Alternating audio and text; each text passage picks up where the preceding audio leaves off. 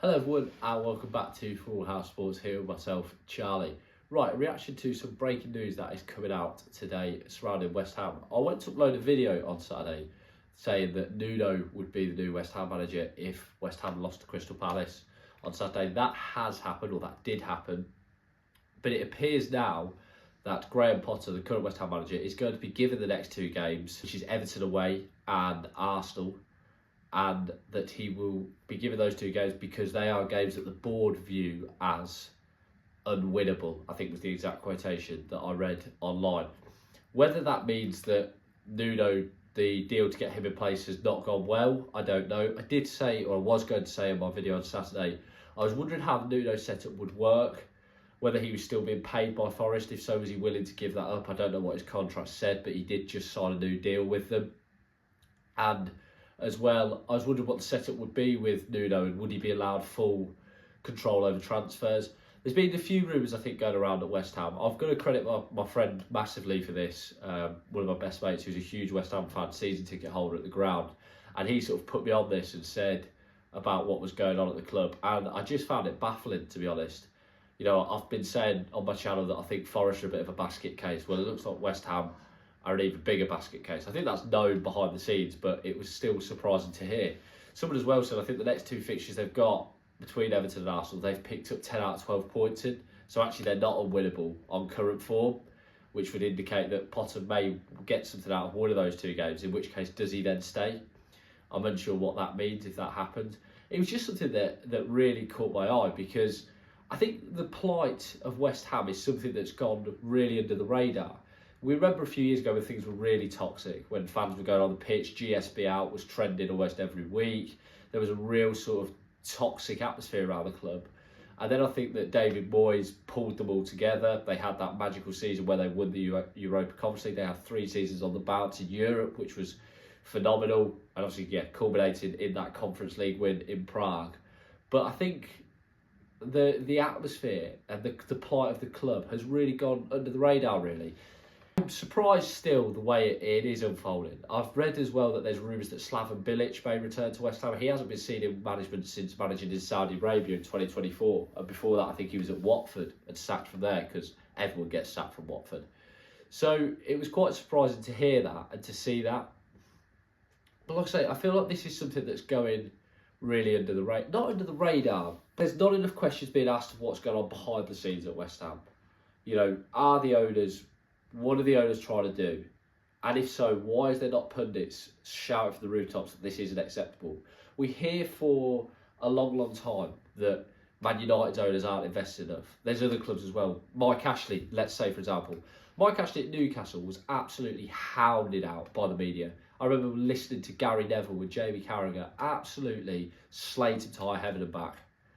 You know, there was always question marks around him. I know there was some pundits that would almost certainly on his payroll and would not slate him. No one's doing that with GSB, or with, not obviously GSB anymore, with Sullivan and Brady. No one's doing that. And that for me is something that is quite surprising. West Ham are an attractive proposition. They're a London club with a lot of history. I know they like to brag that they won the World Cup, whether you agree with that or not. They've produced some fantastic players over the years. They've always had really good players on their books, whether that be from the era of Payet to then before that Di Canio, obviously players Bobby Moore, Jeff Hurst, Trevor Brooking, names that completely leap off the tongue.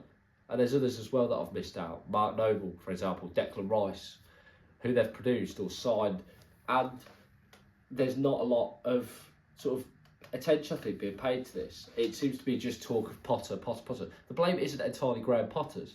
The club's a complete mess behind the scenes. They sacked their director of football in January, Tim Steiten. There was rumours that was because that they weren't listening to him. This is a guy who picked up Alvarez and Kudus from Ajax. Now, whether that was because he didn't get on with Moyes, I don't know, but they sacked him in January. He was gone from the club. They obviously, before Potter brought Lopetegui in, that was a mess as well. There's a lot that I think's gone on that no one's really talked about. And like I say, people were slating Mike Ashley off for stalling Newcastle. Why is the media not picking up on this more? You know, this is a club that was in Europe for 3 seasons in a row. I read something online, I can't remember who tweeted it, but someone tweeted online saying The day after they won the Conference League, David Sullivan was on TalkSport parading Declan Rice around trying to sell him. That's despicable. That, like, not even letting the fans bask in the glory, trying to sell off their most valuable asset. But no one in the media seems to be talking about this. And it's frustrating. And I'm not saying they're not talking about West Ham, but they're not talking about the owners. They're not talking about the lack of spending. You know, a lot of people said the owners seem to be budgeting to stay up. This could be in Europe for 3 seasons in a row. And like I said, my friend said to me, you know, they're looking now at what Villa are doing, and Forest and Newcastle. And I know it's having mixed results, but they said that should have been us.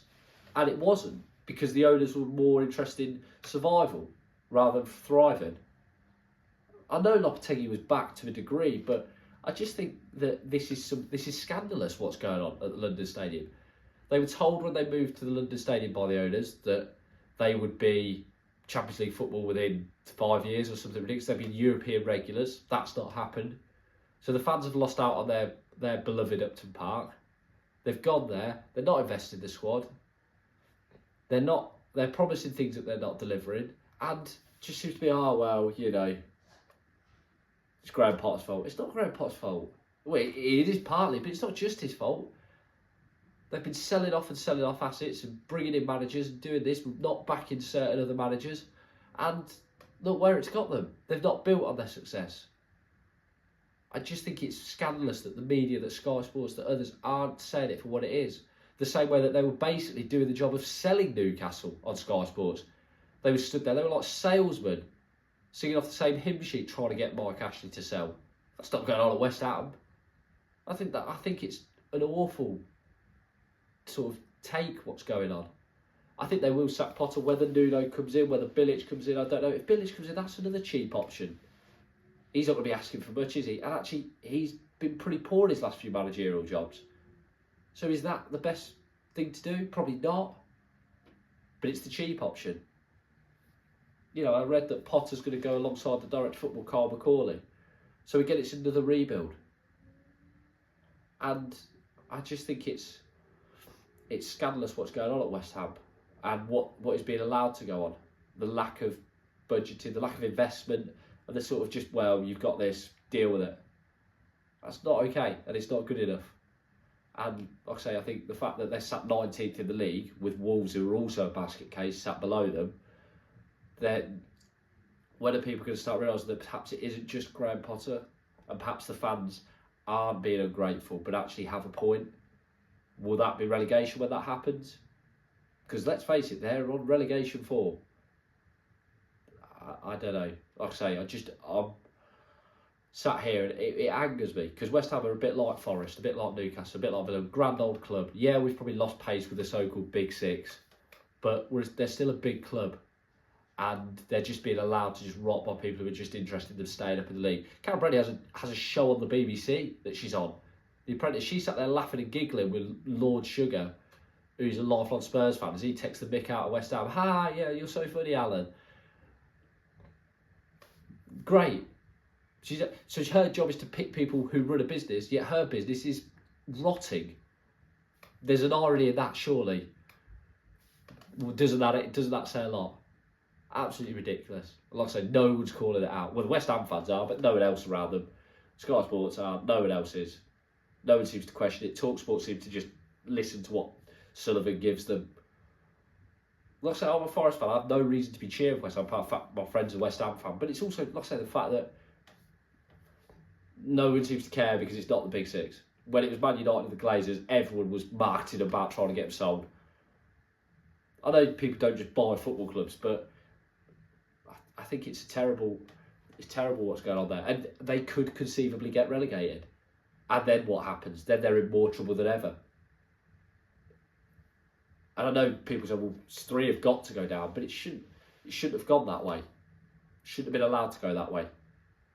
Anyways, guys, thank you very much for watching. As always, if you like the channel, please give us a like, please subscribe. Thank you. As always, have a great day.